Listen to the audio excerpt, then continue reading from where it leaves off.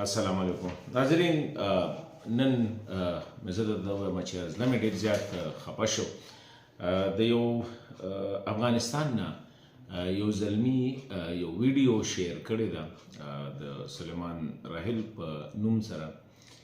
هغه چې کومه کیسه بیان کړې ده نو زه وایم چې دا د ټولو افغانانو دپاره پاکستانیانو دپاره ګاونډي هیوادونو دپاره ډېر د زړه دردونکې پکار ده چې هغه دا خبره کوي چې یاره یو ورځ وي لکه په هغه ورځ چې په کومه ورځ د نن نه تقریبا داسې هفته حساب کړه چې یاره زه کور ته راتلمه ماښام مالې نو ما ځان سره په لاره باندې څه څیزونه راواغېستل بچو له څه روټۍ مې راواغېستله څه هر څه د خوراک دپاره څیزونه مې راواغېستل و چې زه کور ته راتلمه نو په لاره یو ماشوم راله راغی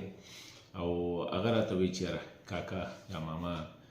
ما له د دې تنور نه چې کوم دی روټۍ راته راواخله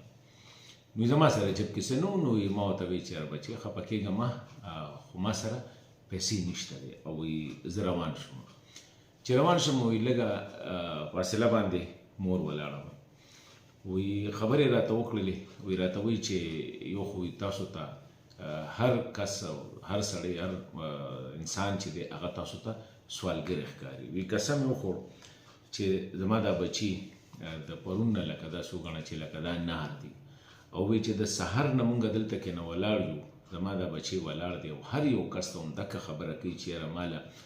د دې تندور نه روټۍ راواله او یو کس هم هر سړی ورته وایي چې بس ما معاف کړه ځکه چې هر سړی ګڼي چې یاره دا لکه سوالګری دی نو وایي ډېر زیات یې خفه کړمه وایي ما ورته وایي چې یاره خورې راځه واقعي ما سره پیسې نشته خو داسې چې مې راغستې ته دې بچي راوله او ته هم راځه هلته کې زما بچو سره به کښېنې وبه یې خورې وی کور ته مې بوتلو وی کور والا هم حیران شو چې دا دې څه کوي خیر خو وي چې کېناستل نو ماشومانو خو روټۍ خوړله مور په سترګو کې اوښکې وې هغې چړل هغې نه تېرېدله نو بیا هغه وایي چې یاره د دغې زنانه خاوند چې کوم دی څو کاله وړاندې هغه په جنګ کې یا شهید شوی وجلې شوی دی هر څه چې دی لکه خو دا کونډه وه او ماشومان ترې پاتې وو بیا هغه حالات بیانوي چې یاره لکه په افغانستان کې دا وخت څه حالات دي هغه وایي ټیک ده امن شته دی او هغه حالات نه دي خو فقر ډېر زیات دی ځکه څه کار نشته دی روزګار نشته دی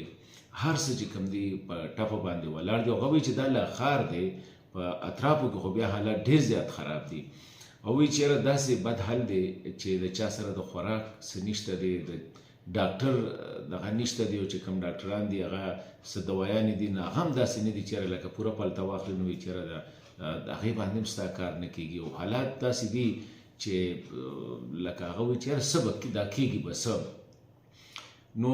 ما چې هغه واورېد یقین وکړه ډېر زیات خفه شوم او ما ټیک ده په خپل سوشل میډیا باندې هغه ما شریک هم کړله خو زه یو خبره کوم لکه د دریو دغه نه ما وایي چې یاره نن زه اپیل وکړم لمبې خو هغه افغانان خدای ته وګورئ رسولانو ته وګورئ بس کې دی دا جګړې چې کوم دي جګړه ډېره بدرنګه ده او افغانستان یې ډېر زیات بدرنګ کړ لکه اوس هم بهر ناست دي او د هغه ځای نه وایي چې شابه نران شئ ټي ټي پي مو ساتئ پلانې وساتئ پلانې وساتئ پلانې به روغ نه پرېږدم پاکستان به روانوم ایران به روانوم تاجکستان به روانوم یا امریکا به روانوم او دغه کې دی او د جګړې له چې دی هغه خبره دا اوږدوي چې یاره بس جګړه به روانه وي دغه افغانان دي ډېر زیات غیرتي دي او ډېر زیات پیاوړي دي او ډېر چې کوم دی لکه یو بهادر قوم دی ګوره د افغانستان کې هم هر ځای کې دا یو خبره ده چې ننګ کېږي نو ننګ په غله کېږي چې په خېټه موړ نه یې بچي دې په خېټه موړ نه یي بچو په سر دې سوري نه یي نو ته به څه یې او څه به دې ننګ وي یوه ته به څه یې او څه به دې بادري دوه او څه به دې پتمني درې نو زه دا یم چې یاره خدای رسولانو ته وګورئ بس کې دا نفرت او دا کرکه او د جنګ دا خبرې پرېږدئ یوه دویم هغه خلک هغه ورځ ما یو پوسټ کړی چې یاره زموږ یو ملګری دی هغه ویلي چې یاره دا وسله چې دی دا د افغانانو زیور دی کالې دی نو دې وسلې تاسو کم ځای ته ورسولی نن په دنیا کې د افغان حیثیت څه دی نن په نړۍ کې هغه افغانستان چې هغه د UN فاونډینګ ممبرز کې و نن د هغه حیثیت څه دی په دنیا باندې څوک پیژني نه او که پیژني لکه مني نه هغې حکومت نه مني او که پیژني او دغه نو ډېر په بده باندې پیژني یا د دهشتګردۍ حوالې سره پیژني یا د سختریت سره مذهبي انتها پسندۍ حوالې سره پیژني نو ما چې یاره کم ځای ته ورسېدلی غیرت هغه دی چې سړی داسې سټراتیجي جوړه کړي چې خپل کور هم بچ کړي، خپل بچي هم بچ کړي، خپل ځان هم بچ کړي. نو کور مکور لاړه، درشل لاړله، عزت دغه دی چیرې لکه دا د سلیمان راحل چې کوم دغه کړي دا زمونږ لکه حیثیت پاتې شو چې اوس د یوې ډوډۍ دپاره زمونږ خور مور لور 40 ګنټې ولاړی چیرې لکه ماله څوک یې روټۍ راکړي. بیا زه دا وایم چې هغه خاصه توګه باندې امارت اسلامي والا چې ګوره تاسو خو دین هم ښه دی، شریعت هم ښه دی، اسلام هم ښه دی، دا خو زمونږ په خټه کې دی. خو اصل شی چې کوم دی فقر، پیغمبر صلی الله علیه و آله وسلم د هیڅ نه پناه نه ده غوښته، خو د فقر نه پناه غوښته، د بېبسۍ نه د بېوسۍ نه پناه غوښته. ځکه دا داسې دا چې فقر راشي، بېوسي راشي، نو انسان هر ګناه ته تیاریږي، هر ګناه، هر ظلم چې څه بدکاري پکې هغه تیاریږي. خو چې کله په ده باندې فقر راشي، ستا بچي ناري، ستا واړه ناري، ستا مور، ستا خور، ستا هر څه ناري، نو ته به څه اسلام وکې، ته به څه شریعت وکې، ته به څه غیرت وکې، ته به څه افغانیت وکې. نو زه د امارت اسلامي والا ته وایم چې خبره ده اپیل درته کومه چې مخکې دا فقر ختم کې، غربت ختم کې، ګاونډیانو سره هم تعلق ښه کې، پرېږدی ګاونډیان که هر څه وي ورته وایه راشه، خو زموږ له چې کوم دی دا ماشومان راله لږ څه خو پکار دي که نه، که ایران دی، پاکستان دی، تاجکستان دی، دې باندې نه کېږي چې تاسو د یو څو کسانو ساتلو غیرت په القاعده باندې تاسو غیرت وکړو، ښه مو وکړله، څه شو. تاسو په ټي ټي پي غیرت کوئ وکئ پې، په ټي ټي ایم باندې په هر شي باندې غیرت کوئ وکئ پې، خو شاته خو سړی ګوري که نه چېرې زما د افغانانو حال څه دی، زما د ولس حال څه دی، زما خویندې، زما میندې، زما ماشومان، زما ځوانان، زما مشران په څه حال کې دي. نو زه دا وایم چې خپل دین هم قایم کړئ، خپل اسلام هم دغه کړئ، خو فقر چې کوم دی دې باندې دا لومبی شی دی. نن که ملا هیبت الله صاحب چې کوم دی پرس که ناسي او دې دا ویډیو وګوري، پکار دی چې وګوري، نو دا خو امیر دی، پیغمبر صلی الله علیه وسلم یا خو حضرت عمر رضی الله عنه خو ویلي وو که د دریای فرات په غاړه باندې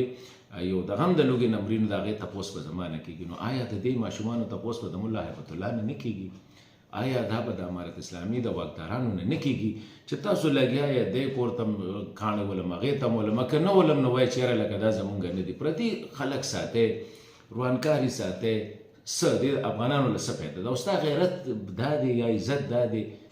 شریعت دا دی، شریعت غیرت دا هر څه دا دی چې ته خپل ولس په خېټه موړ کړې. دا د دنیا یو ساده اصول دي. دې سره سره زه پاکستان او ایران ته هم اپیل کوم، په خاصه توګه پاکستان ته چې هر څه دي په غاړه دي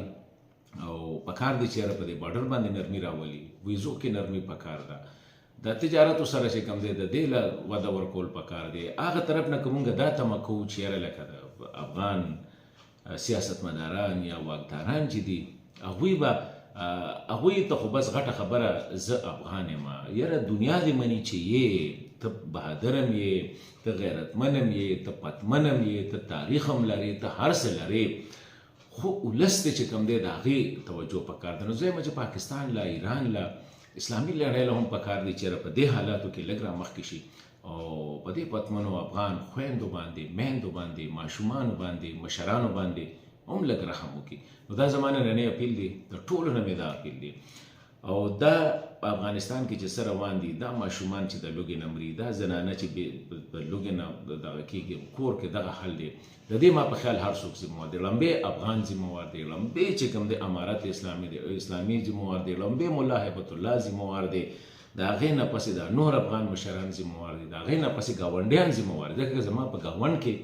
یو کس د لوږې نه مري، د تندې نه مري، د فقر نه مري، نو ما په خیال که زه مسلمان یم او که پاکستان مسلمانی او که ایران مسلمانی، تاجکستان مسلمانی، نو دا بیا زمونږ ذمهواري ده او زمونږ نه به د دغې تپوس کېږي. نو زه ټولو ته دا اپیل کوم چې لږ رحم پکار دی په افغانستان باندې، خو د ټولو نه زیات اپیل ملا هیبت الله ته کوم چې خدای رسولانو ته وګوره،